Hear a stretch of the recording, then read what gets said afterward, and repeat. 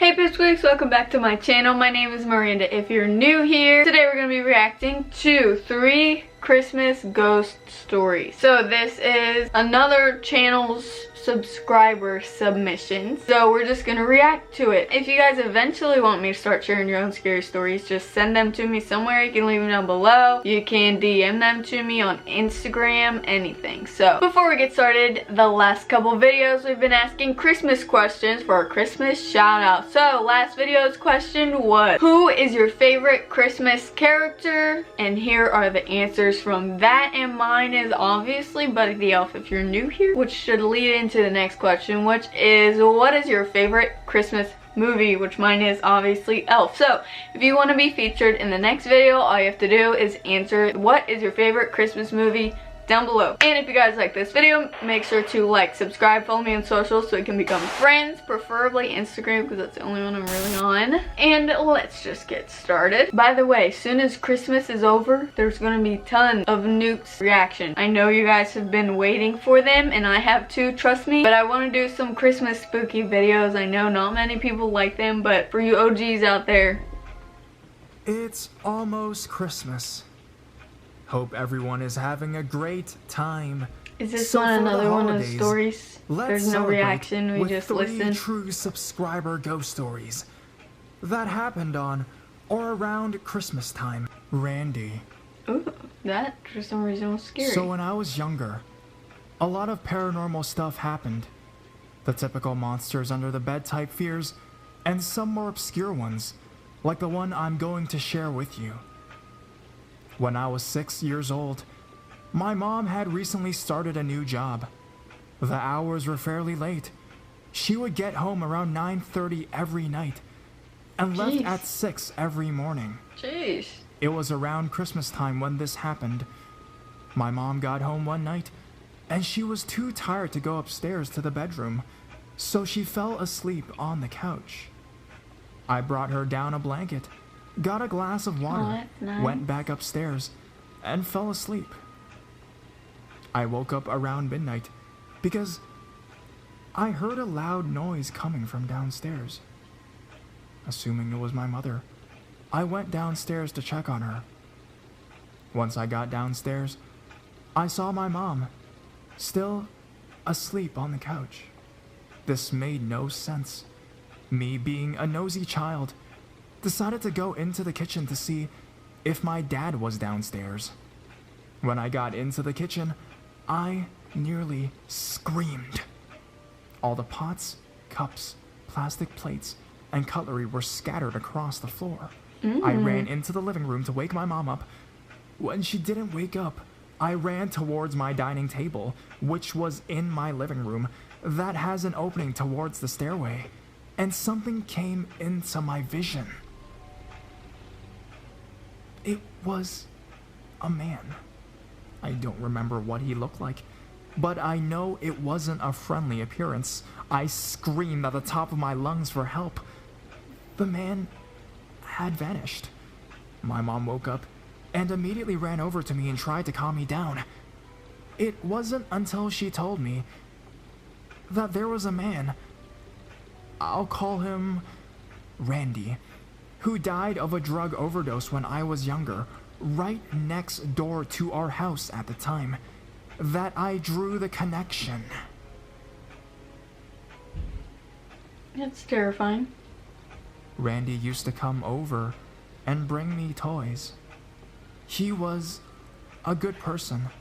My parents were good friends with him and never told me that he had died, as I was too young to understand at the time. I'm not sure if who or what I saw was Randy, but that's who I like to think it was. Humans strive for fulfillment and answers. That's the only way I can even try to think of what happened without thinking too far into it. Thanks for reading. It feels good to tell the story to get it off my chest, though it's not too scary, I guess.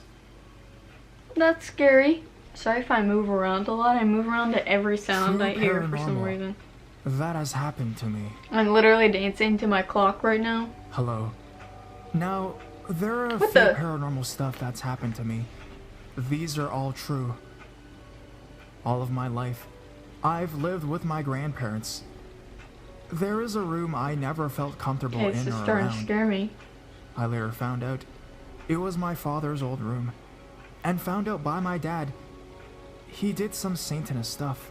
Oh. I'm not sure what kind, but it was in my room. I've always felt watched in the room, no matter if I was alone or if my grandparents were there.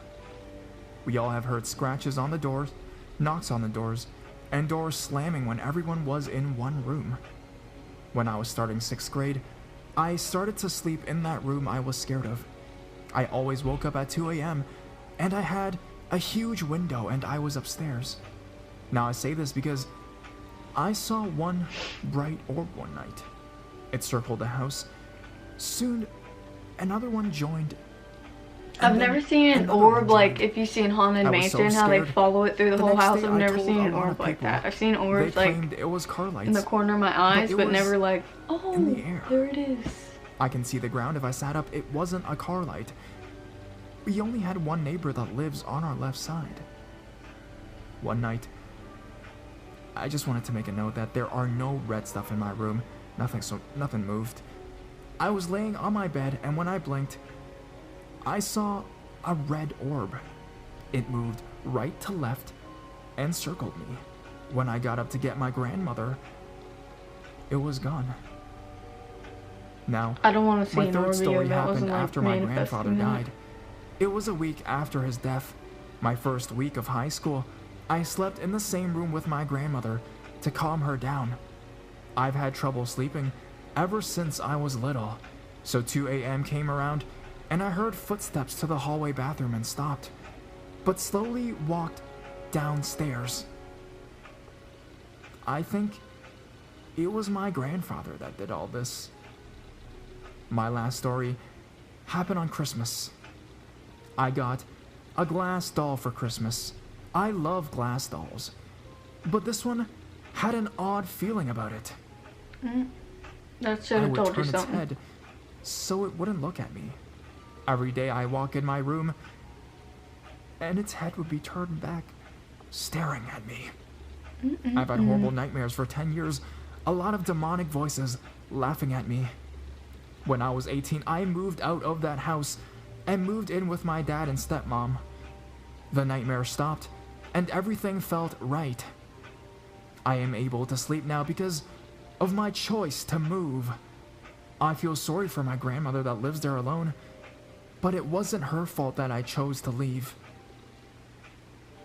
Dang, you just straight up left your grandmother there? The two-time intruder. Story 1. I'm not really sure when this next story happened. I have a hard time remembering some of the details. It would have been most likely Christmas in 8th grade, because that's when we got our dog, and he was with me at the time. Anyways, it was just me and my dog home. I was in bed, probably doing something on the computer, when I heard, if my memory is correct, the sound of someone opening a door and walking inside, directly below me. My dog heard it too. Nobody had actually come in the house, and I don't know if it was likely that it was the sound of the neighbors opening their side door, which faces the north end of my room. It seemed a bit too loud to be the neighbor's door though, since I can't think of any instances where I have heard them opening their outside doors. Story 2.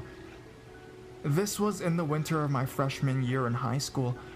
It was around 9 p.m. and I was in the family room practicing a dance routine of sorts for gym class. I didn't want to perform tomorrow, but I knew that I needed to practice some so I could make it as painless as possible. My dog was with me as well. From where I was standing, I can look south into the kitchen and see through the kitchen window on the south side of the house, next to the driveway.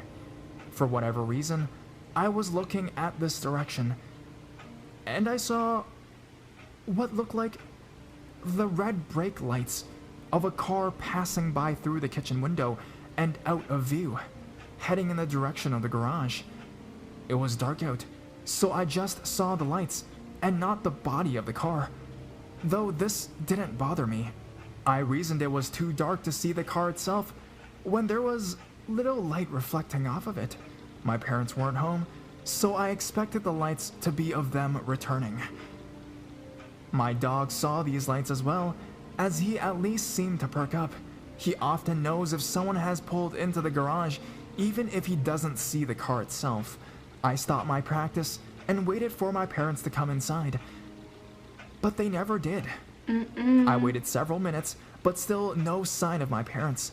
I decided I would take action. I grabbed a large pocket knife and went outside to investigate. There was no car to be found. I walked around the garage and the backyard, but found absolutely nothing. Had I found an intruder, I doubt I would have had the courage to harm them with my knife. It was most likely just to intimidate them. Pretty freaked out, I went back inside and locked the door. I kept the pocket knife with me and sat down to think over what had just happened. A feeling of dread came over me, and a thought, a very strong, prominent thought crossed my mind. I thought about killing myself, and then my dog with my pocket knife. What? While I suffered, and I continued to suffer from depression, and sometimes thought about suicide, it was very out of character for me to actually think about how I would kill myself. I normally just thought about the idea in general, before forcing it from my mind. I told my parents what happened when they got home, and I would later ask my mom to take my pocket knives and hide them somewhere so I wouldn't be tempted to hurt myself with them. Jeez. While I cannot prove that the thoughts of suicide were connected to the event, I may have a reason to believe that they were or were not. Since I had the knife with me, maybe it was just a fleeting thought to get out of doing this whole dance thing in gym tomorrow. But that doesn't explain why I thought about killing my dog. For those of you reading or hearing this story who are concerned about me, I promise you that I didn't hurt myself. And it's all behind me now. Dang, man, to end that on a deep note like that? Sheesh. So let me know your thoughts on those creepy Christmas ghost stories down below. They were obviously creepy to me. And if you have any creepy ghost for Christmas or regular time, just let me know if you want me to share it, and I will do that.